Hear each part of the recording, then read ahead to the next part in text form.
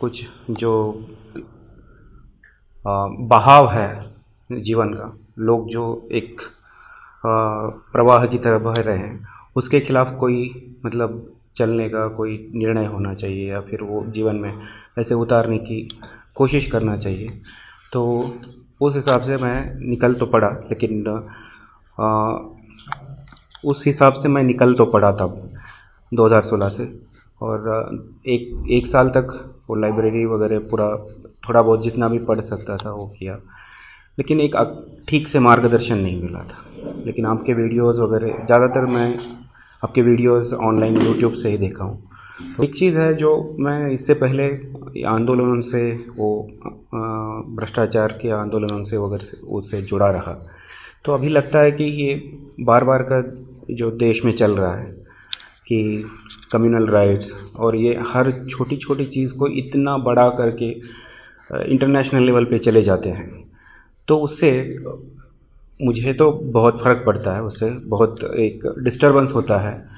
ये एक जीवन है, या फिर वो उसमें लगाए या फिर इसमें लगाए, क्योंकि वहाँ पर ये होता है कि एकदम मतलब देशद्रोही काम चल रहे हैं, या फिर और छोटा सा कोई गलती होती है तो भी उसके लिए, उसको संभालने के लिए पूरा एक कबीला निकल जाता है, और वो सब बोलते हैं कि नहीं, हम इसके साथ खड़े हैं। कोई खून भी कर देता है या कोई कुछ और भी कर देता है, फिर भी उसके लिए वो पूरा जमात खड़ा हो जाता है, या फिर पूरा पॉलिटिकल एक विंग वो खड़ा हो जाता है। तो उसमें ये देश का भी, मुझे कभी कभी ये ऐसा लगता है कि देश का क्या होगा इसमें। तो फिर उसके साथ साथ ये जीवन भी चल रहा है। एक साधक के लिए उन सब चीज़ों को कैसे लेना है, तो जो क्योंकि बहुत ही मतलब मेरे हिसाब से तो बहुत ही चल रहा है। हर चीज़ में आप कोई भी समाचार देखेंगे, या फिर मैं समाचार से दूर रहूं वो ठीक है, एक हद तक हो जाता है, लेकिन उससे आँख बंद करके मैं रहूं वो भी नहीं हो सकता है, क्योंकि वो भी समाज के साथ वो जीवन भी चल ही रहा है, क्योंकि वो देश भी चल ही रहा है उसके साथ ही। और उसमें मैं, मेरा कंट्रीब्यूशन या फिर मेरे जैसों का कंट्रीब्यूशन नहीं होगा, तो हम इसी में लगे रहे, तो क्या उससे उसमें मेरा योगदान कैसे हो सकता है।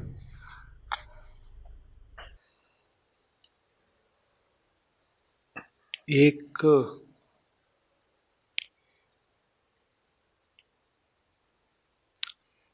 अंधी चाल का जवाब दूसरी अंधी चाल नहीं हो सकती।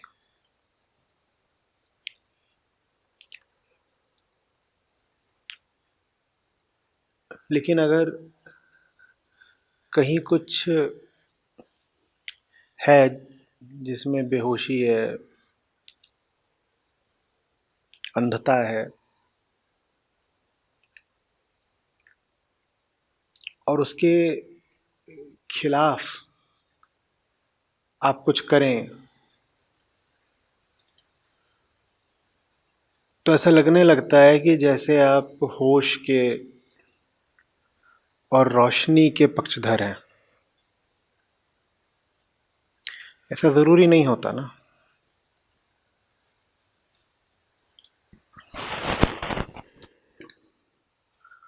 कहीं पर कोई स्थिति चल रही हो, और उस स्थिति के पीछे कुछ लोग या कई लोग, बहुत सारे लोग जिम्मेदार हों, और फिर उस स्थिति के खिलाफ कुछ दूसरे लोग हों जो आंदोलन करने लग जाएं, तो इसमें बिल्कुल आवश्यक नहीं है कि दोनों में से कोई भी पक्ष ऐसा है कि जिसका आप समर्थन करने लग जाएं।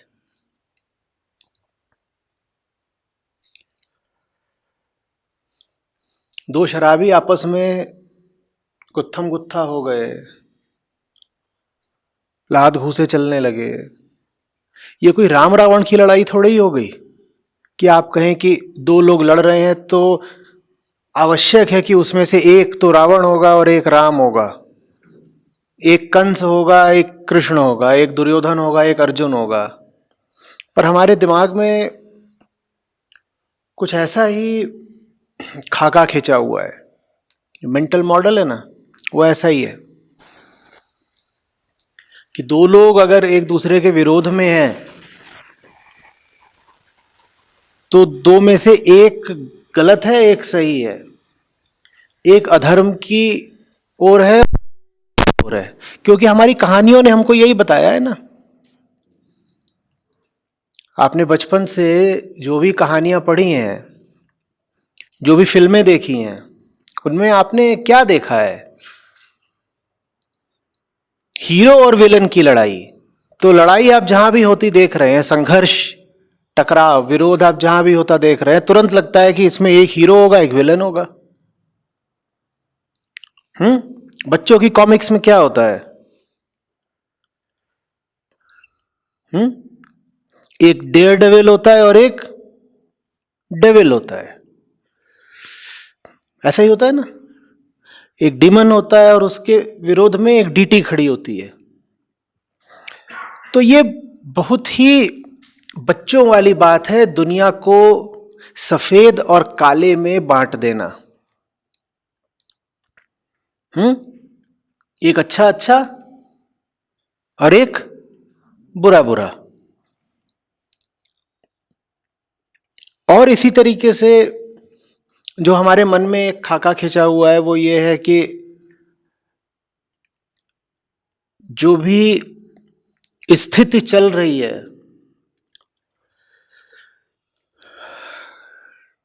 वर्तमान स्थिति, करंट सिचुएशन, वो चूंकि गड़बड़ है, इसीलिए जो भी कोई उसका विरोध कर रहा है वो अच्छा आदमी है।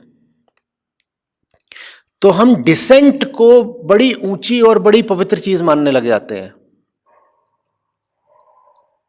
हमारा जो अंदरूनी तर्क है वो समझ रहे हैं आप?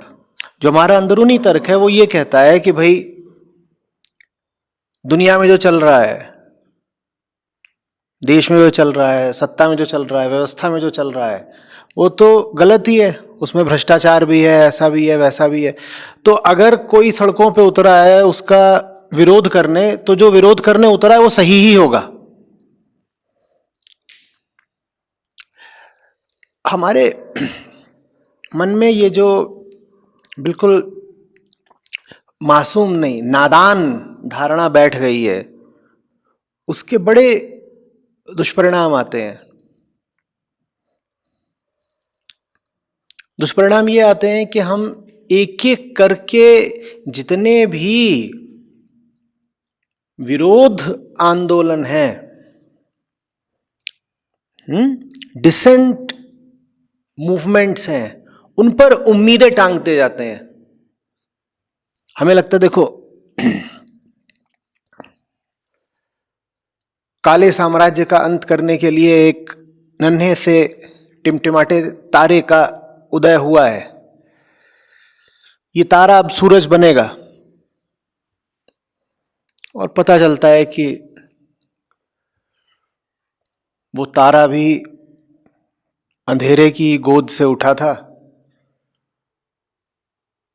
सूरज बनने की जगह वो भी अंधेरे में ही समा गया।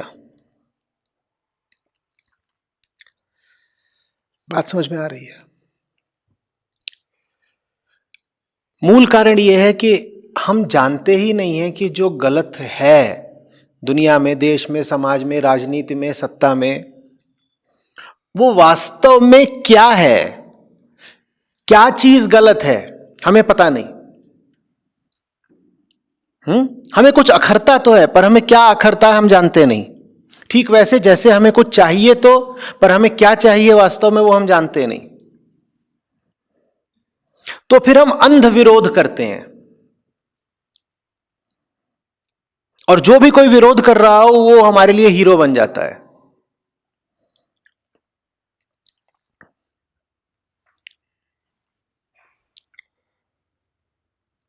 तभी तो आप देखिए ना कि मीडिया में भी रोस्टिंग कितनी ज्यादा चल रही है।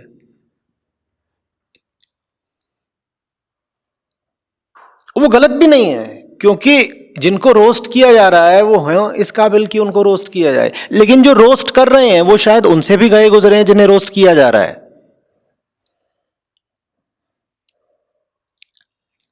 आप बात को समझ रहे हैं? वो समय नहीं है अभी कि दुर्योधन के सामने अर्जुन खड़ा हो अनिवार्य रूप से। यह भी हो सकता है कि उधर तो दुर्योधन है और उसके विरोध में जो खड़ा है वो उतना ही बड़ा दुर्योधन है। क्यों नहीं हो सकता भाई?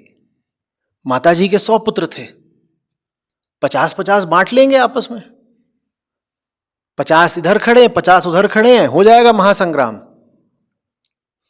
और आपको लगेगा देखो उधर वाले दुर्योधन का इधर वाला जो पक्ष है वो विरोध कर रहा है, तो इधर वाला जो पक्ष है वो तो कृष्ण का ही हो गया, फिर ऐसे ही लगेगा ना। क्योंकि हमें कहानियों में यही देखा है कि बुराई का जो विरोध करे उसका नाम अच्छा ही है। हमारी कहानियों ने हमें बताया है कि जो बुरे का विरोध करे वो अच्छा है। हकीकत जरा दूसरी है। हकीकत यह है कि बुरे का विरोध करने के लिए कोई बुरे से बुरा भी खड़ा हो सकता है।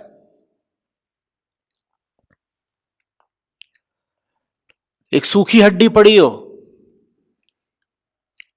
उसके पीछे 5 कुत्ते आकर के भौंकना शुरू कर देते हैं और सब कुत्ते आपस में लड़ रहे हैं। इसका मतलब यह थोड़ी है कि उनमें से एक कुत्ता इंद्र का ऐरावत हाथी हो गया कि भाई जो कुत्ते से लड़े वो निश्चित रूप से कुत्ते से बेहतर होगा, सुंदर होगा, महान होगा। नहीं भाई, ये भी हो सकता है कि जो कुत्ते से लड़ रहा है वो खुद भी कुत्ता ही है। हर सड़क पर यही तो हो रहा है, सूखी हड्डी के पीछे 5 कुत्ते लड़ रहे हैं। यहां से आ रही है आपकी शंका।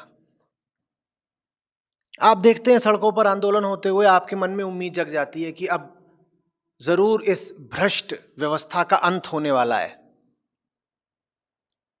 कभी एक नायक उभरता है, कभी दूसरा नायक उभरता है, कभी तीसरा नायक उभरता है, और हर साल 2 साल में कहीं ना कहीं कोई बड़ा जन आंदोलन शुरू हो ही जाता है। और जब भी कोई जन आंदोलन शुरू होता है हमको लगता है अब कुछ नया होगा, अब कुछ नया होगा, अब कुछ नया होगा। नया कहां से होगा? ये तो दुर्योधन वर्सेस दुर्योधन है। दोनों में से कोई जीते, जीता अधर्म ही, क्योंकि दोनों लड़ रहे हैं अपने अपने छोटे छोटे क्षुद्र संकीर्ण स्वार्थों के लिए। धर्म दोनों में से किधर को भी नहीं है भाई। तो तुम काहे को जा करके अपना समय खराब कर रहे हो सड़क पर कि मैं भी उतरा हूं, आई डिसेंट। आंदोलन बहुत अच्छी बात है, भिड़ जाना, संघर्ष में उतर आना बहुत अच्छी बात है, लेकिन तब न जब तुम्हारा मुखिया कोई कृष्ण जैसा हो। नहीं तो फिर दुर्योधन वर्सेस दुर्योधन। स्पष्टता तो हो कि धर्म किधर है। ये थोड़े ही है कि कहीं भी कुछ भी हुआ, विरोध में तुम साथ में भीड़ बढ़ाने के लिए चल दिए।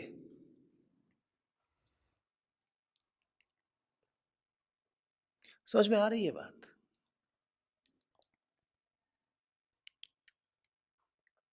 यहां जो भी कुछ हो रहा है वो एक बड़ी व्यवस्था के अंदर हो रहा है। उस बड़ी व्यवस्था में इस बात की पूरी गुंजाइश रहती है कि व्यवस्था के अंदर का ही एक पक्ष व्यवस्था के अंदर के ही दूसरे पक्ष से भिड़ जाए। तो एक पक्ष को दूसरे पक्ष से भिड़ते देखना तो ये मत सोच लेना कि दोनों में से कोई भी व्यवस्था के सिस्टम के बाहर का है। वो दोनों ही सिस्टम के अंदर के हैं। वो दोनों ही सिस्टम के अंदर के हैं और दोनों लड़ रहे हैं। दोनों में से किसी भी उम्मीदें मत रख लेना। हड्डी काले कुत्ते को मिले या सफेद कुत्ते को मिले, उससे धरती पे स्वर्ग नहीं आ जाने वाला। लेकिन हमारा ऐसा ही है, हम बात बात में एक काल्पनिक नायक खोजते हैं, और वो नायक खोजने में भी कोई दिक्कत नहीं है। बात यह है कि वहां खोजते हैं जहां वो है ही नहीं। और फिर हमें क्या मिलती है? निराशा, और एक के बाद एक निराशाएं मिलती रहती हैं। भारत में और दुनिया भर में देख लो कि इसी शताब्दी में, पिछले 20 साल में ही छोटे बड़े कितने सारे नायक, हीरोज, नए मॉडल्स उभरे हैं। और फिर देखोगे उनका क्या हुआ। ठीक 2000 से शुरू करो और इस साल तक आ जाओ और पता चलेगा कि ये उभरते हैं, तुम इन पे उम्मीदें लगाते हो, और फिर पता चलता है कि ये तो वही है जिनके ये खिलाफ थे। दोनों कुत्तों में लड़ाई इस बात की नहीं थी कि हड्डी खाना बुरी बात है, दोनों कुत्तों में लड़ाई इस बात की थी कि हड्डी कौन खाएगा, और हड्डी में है कुछ नहीं, वो सूखी है। तो ये दोनों कुत्ते जितने धूर्त हैं उतने ही मूर्ख हैं। धूर्त इसलिए हैं क्योंकि दोनों ही तुमको ये भरोसा दिलाना चाहते हैं कि वो कुत्ते मात्र नहीं हैं, वो किसी ऊंचे लक्ष्य, हायर पर्पस के लिए लड़ रहे हैं। वो कोई हायर पर्पस नहीं है, हड्डी में दांत गड़ाने हैं बस। और मूर्ख इसलिए है क्योंकि दोनों में से कोई भी जीतेगा, वो दोनों खुद भी कुछ नहीं पाने वाले। तुम्हें तो बेवकूफ बना गए, लेकिन मिलेगा उन्हें भी कुछ नहीं। बात समझ में आ रही है? तो यूं ही नए नए नायकों के दीवाने मत हो जाया करो। और फिर जब चोट लगती है, देखते हो कि जिसको तुमने बड़ा सम्मान दे दिया वो तो यूं ही निकला। और gods have feet of clay. तो फिर दिल टूट जाता है, फिर तुम कहते हो घोर कलयुग है, यहां तो सब भेड़ की खाल में भेड़िए हैं। भाई वो तो भेड़ की खाल पहन के भी नहीं आया था, वो तो सरेआम बता रहा था कि मैं भेड़िया ही हूं। तुम इतने ज्यादा कल्पे हुए हो बदलाव के लिए कि तुमको भेड़िया भी दिखता है तो तुम्हें लगने लग जाता है कि ये तो भेड़ है। बात समझ में आ रही है? कहां तुम लग जाते हो जल्दी से कि फलाने आंदोलन का समर्थन करो, इसका करो, उसका करो। इनमें से किस आंदोलन में वास्तव में किसी ऊंची चीज के पीछे संघर्ष हो रहा है, मुझे बताना। दो पक्ष भिड़े हुए होंगे और दोनों का ही इरादा यह होगा कि ज्यादा कौन लूटेगा। एक पक्ष कह रहा है मैं लूटूंगा, दूसरा कह रहा है मैं लूटूंगा। लुटेरे दोनों तरफ हैं, और तुम एक तरफ कतार बांध के खड़े हो गए कि नहीं नहीं नहीं, मैं हूं। इंडिया गेट पे जब मोमबत्ती वाली रैली निकलेगी तो मैं भी आऊंगा। जाओ।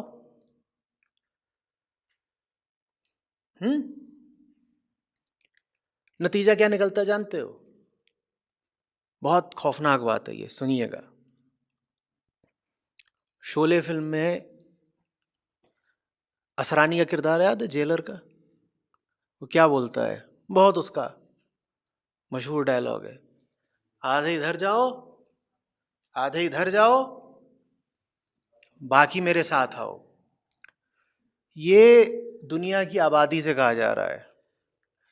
आधे जा रहे हैं उन कुत्तों की टोली में शामिल होने, काले कुत्तों की, आधे जा रहे हैं सफेद कुत्तों की टोली में शामिल होने। और सच्चाई का साथ देने के लिए कौन बचा? कोई नहीं। आधे पक्ष में है, आधे विपक्ष में है, सच्चाई के साथ कौन है? कोई नहीं। तो फिर जो असली आंदोलन हो सकता है वो कभी होने ही नहीं पाता, क्योंकि जो लोग बदलाव चाहते भी हैं वो नकली आंदोलनकारियों के साथ खड़े हैं।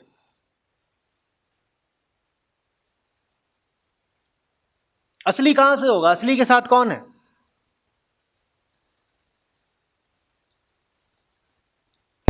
कुछ समझ में आ रही है बात?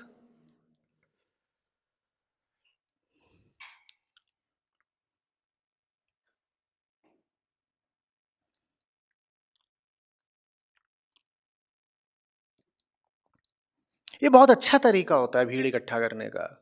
मैं विपक्ष में हूं, तुम किसी भी चीज के विपक्ष में हो जाओ, तुम्हारे साथ कुछ लोग आ जाएंगे। क्योंकि कुछ भी चल रहा हो उससे कुछ लोगों को हमेशा तकलीफ रहती ही है।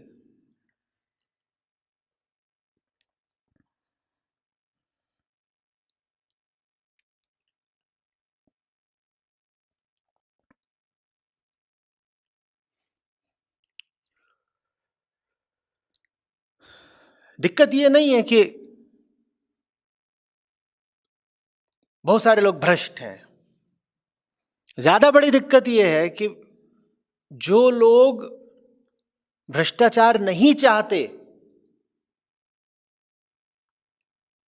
वो भी भ्रष्टाचार का विरोध गलत मंचों से कर रहे हैं।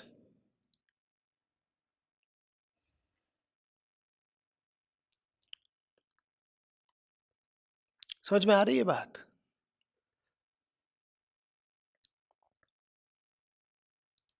मैं अगर एक भ्रष्ट आदमी हूं, मैं एक भ्रष्ट नेता हूं,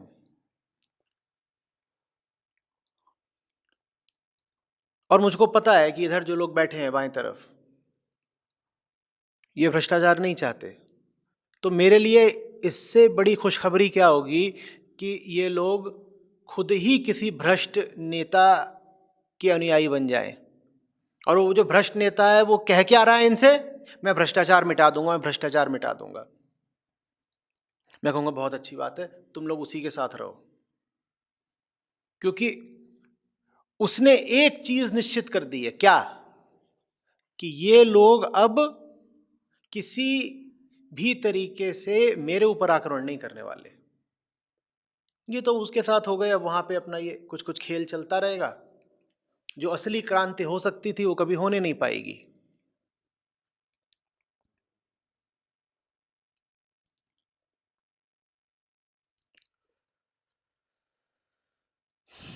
क्योंकि क्रांति चाहने वाले बहुत लोग हैं, पर वो सब क्रांति को गलत जगहों पर ढूंढ रहे हैं,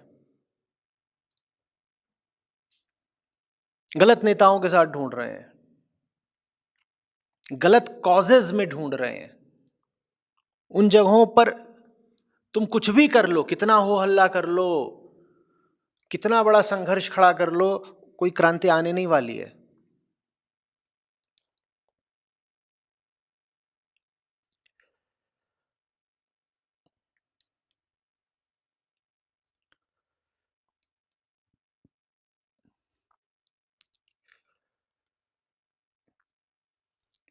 तो ये बात एकदम पकड़ के रखिएगा। दो पक्षों को आप जब भी लड़ता देखें तो पहले ये जांच लीजिएगा कि कहीं ये बस काले कुत्ते और सफ़ेद कुत्ते की तो लड़ाई नहीं चल रही है सूखी हड्डी के पीछे। कहीं ऐसा तो नहीं कि ये दोनों भीतर से बिल्कुल एक ही हैं। और दुनिया में आप जानते हैं ज़्यादातर लड़ाइयाँ इसी किस्म की हैं। अंदर से सब एक ही हैं, बस एक को जो चाहिए था वो दूसरे को मिल गया। दोनों को चाहिए एक ही चीज थी। ऐसा नहीं है कि दोनों की मांगें अलग अलग हैं, लक्ष्य या इरादे अलग अलग हैं, कुछ नहीं। दोनों को एक ही चीज चाहिए थी, एक को मिल गई, दूसरे को नहीं मिली तो दूसरा भड़क गया है और शोर मचा रहा है।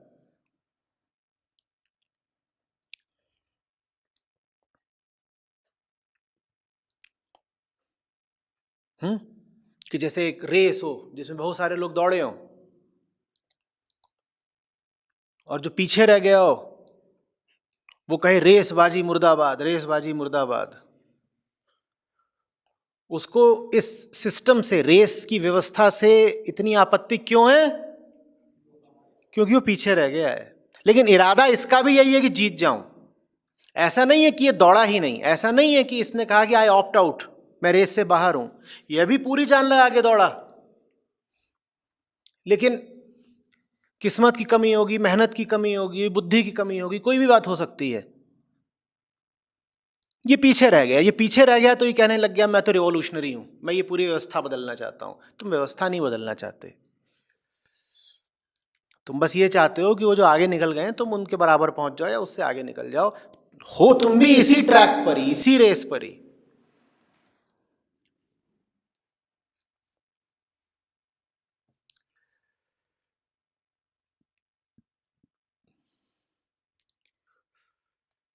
एक बार एक शॉपिंग मॉल में था,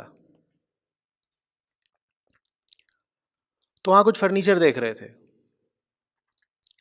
भोजस्थल के लिए। वहाँ वो जो रेट बता रहा था, अच्छी बड़ी दुकान थी, वो गलत थे, बढ़ा कर बता रहा था बहुत ज़्यादा। तो मेरे साथ जो थे उन्होंने उससे थोड़ी बहस करी और फिर दाम कम करवा लिए। और ब्रांडेड बड़ी दुकान। फिर हम बाहर आए, गाड़ी में बैठे, निकलने लग गए, तो एग्जिट पर पार्किंग के जो पैसे देने होते हैं, वहाँ वो हमसे 40 रुपए की जगह 60 रुपए मांगने लग गया, जबकि जो दाम है वो बंधे होते हैं। वो जो टिकट कूपन टोकन उसमें अपना लिखा होता है, मांग रहा है। वहाँ फिर उससे बहस करी, उसको बोला 40 लिखा है, तू 60 कैसे मांग रहा है, 40 ही दिए। फिर मैंने कहा देखा तुमने, एक बात देखी, दोनों में अंतर बता दो मुझे। ऊपर जो था वो 40,000 के 60,000 मांग रहा था, नीचे जो है वो 40 का 60 मांग रहा है। अमीर और गरीब में अंतर कहाँ है, मुझे ये बताओ। लेकिन तुम कहोगे अरे अमीर तो बड़े जुल्मी होते हैं, जालिम होते हैं, और अमीरों ने बड़ी लूट मचा रखी है। गरीब का भी उतना ही इरादा है लूट मचाने का, बस वो मचा नहीं पा रहा। अभी उसका बस नहीं चल रहा है। उसका बस चले तो वो भी बराबर की लूट मचाएगा, क्योंकि है ये भी उसी व्यवस्था में शरीक।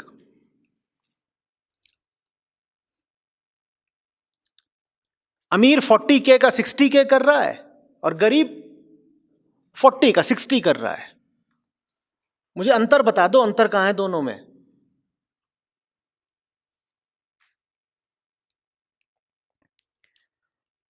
लेकिन आप जल्दी से आंदोलनकारी बन जाते हो। अमीरों हाय हाय,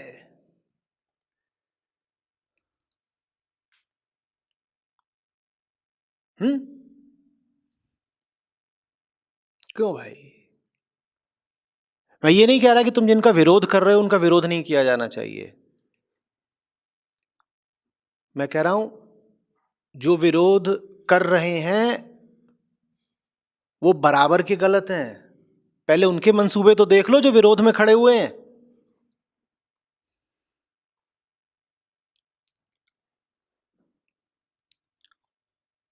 तो असली क्रांति कैसी होगी फिर? असली क्रांति वो होगी जिसमें इन दोनों ही पक्षों का विरोध होगा, और वो क्रांति करने के लिए बहुत बड़ा कलेजा चाहिए।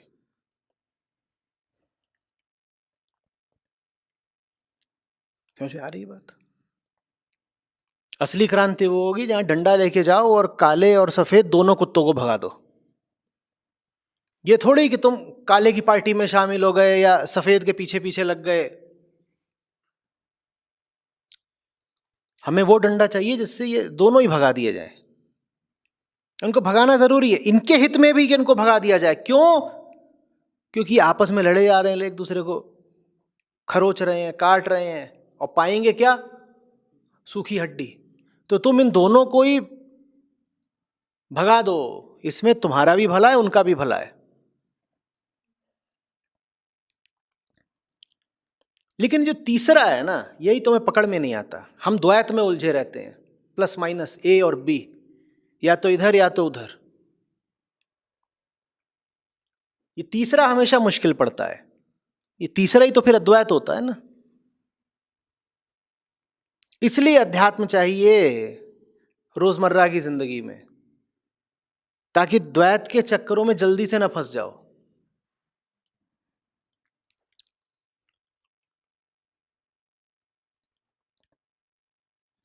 ज्यादातर संघर्ष इस लायक नहीं होते कि उनमें से तुम किसी भी पक्ष का समर्थन करो।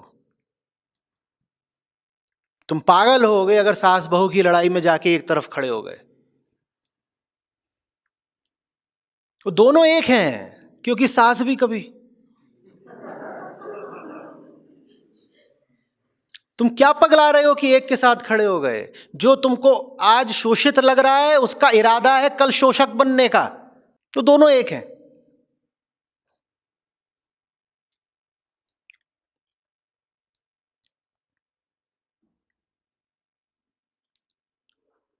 समझ में आ रही है बात कुछ? फिर लोग आते हैं कहते हैं आचार्य जी आप हर बात पे बोलते हो, छोटी छोटी बात पे बोलते हो, आपने एनआरसी पे नहीं बोला, सीए पे नहीं बोला, किसान आंदोलन पे नहीं बोला। क्या बोलूं? कुछ बोलने जैसा हो तो बोलूं? तुम पगलाए जा रहे हो, तुमको लग रहा है कि बहुत बड़ा मुद्दा है, मुझे दिख रहा है कि ये तो कुछ नहीं है, बहुत पुराना खेल है। ना मैं इस पक्ष का समर्थन कर सकता हूं ना उस पक्ष का समर्थन कर सकता हूं। हाँ, मैं ये जरूर बता सकता हूं कि ये जो लड़ाई है ये वास्तव में है क्या, और जब मैं ये बता दूंगा ये लड़ाई वास्तव में क्या है तो दोनों ही पक्ष मुझसे नाराज हो जाते हैं। होने दो, वो मैं दिन रात बता ही रहा हूं कि दुनिया के सारे संघर्ष वास्तव में क्या है, और ये भी बता रहा हूं कि कौन सी ऐसी असली चीज है जिसके लिए संघर्ष किया जाना चाहिए, और वो संघर्ष कोई करता नहीं। भूलना नहीं, आधे उधर जाओ आधे उधर जाओ, और असली संघर्ष में असरानी साहब अकेले खड़े हैं, उनके साथ कोई नहीं है।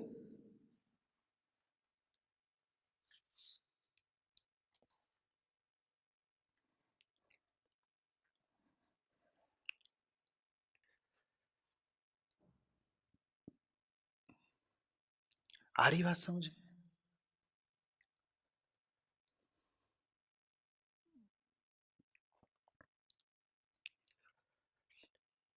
झूठी क्रांतियों से बचो और असली क्रांति की तैयारी करो, और असली क्रांति कभी ला नहीं पाओगे अगर झूठी क्रांतियों में ही उलझ के रह गए तो।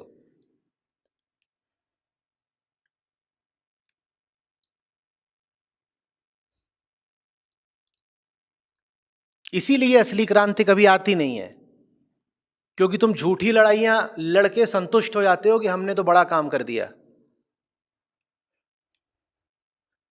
दुर्योधन वर्सेस दुर्योधन में I favoured Duryodhana and Duryodhana one.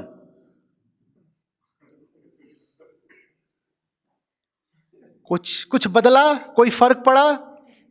इस बात से भी कोई फर्क पड़ता है कि तुमने इधर वाले दुर्योधन का समर्थन किया या उधर वाले का किया?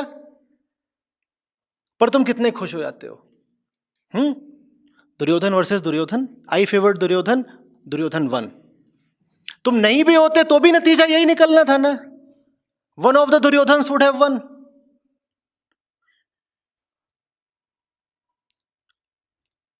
कृष्ण के लिए तुम्हारे पास कोई जगह नहीं, गीता से कोई लेना देना नहीं।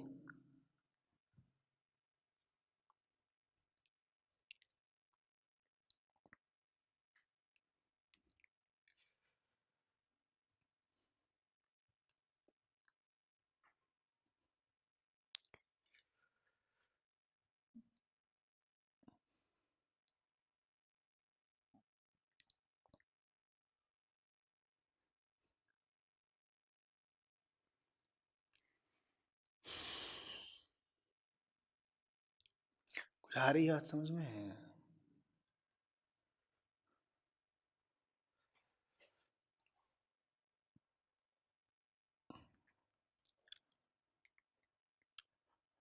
बड़ी लड़ाई लड़ो और छोटे मुद्दों को बड़ा समझने से बचो।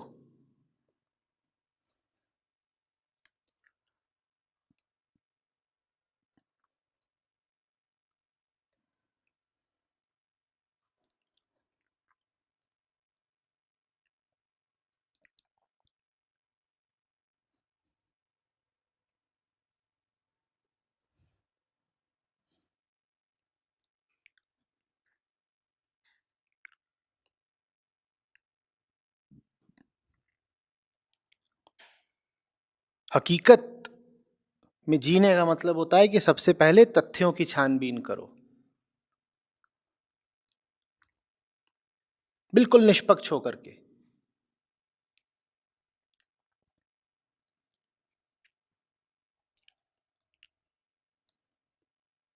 हम तथ्य भी सामने नहीं रखते हैं, इतनी जल्दी में रहते हैं एक को अच्छा और एक को बुरा घोषित करने की कि ठीक से जांच पड़ताल भी नहीं करते कि जमीनी यथार्थ क्या है।